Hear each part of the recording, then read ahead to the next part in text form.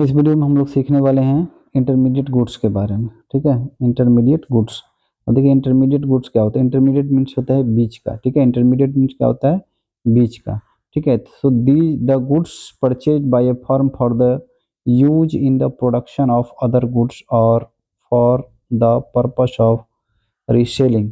मतलब कि ये जो होता है, these goods are purchase by the firm. इस गुड्स का जो है सो किसके द्वारा परचेज किया जाता है, फर्म के द्वारा परचेज किया जाता है। क्यों परचेज किया जाता है, for the use of production of other goods, यानी कि उसको दूसरे गुड्स में कन्वर्ट करने के लिए किया जाता है, या फिर for the purpose of reselling, या फिर उसको क्या किया जाता है, रीसेल करने के लिए किया जाता है।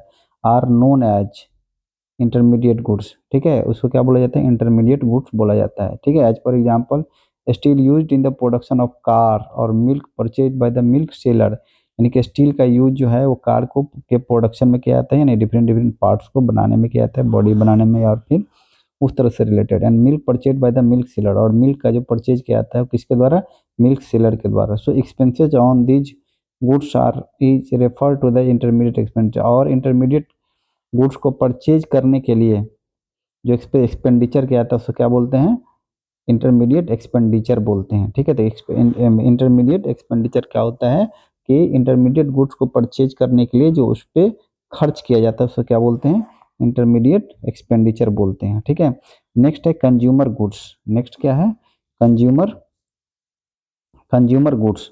ठीक है, नेक्स्ट है consumer goods, the goods which are directly used for satisfaction of human wants and which are not used in the production are known as consumer goods. कहने का मतलब एज पर एग्जांपल अगर देखते हैं तो आइसक्रीम हो गया, मिल्क हो गया, ये सब क्या होता है, डायरेक्ट कंज्यूम कर लिया जाता है किसी भी कंज्यूमर के द्वारा।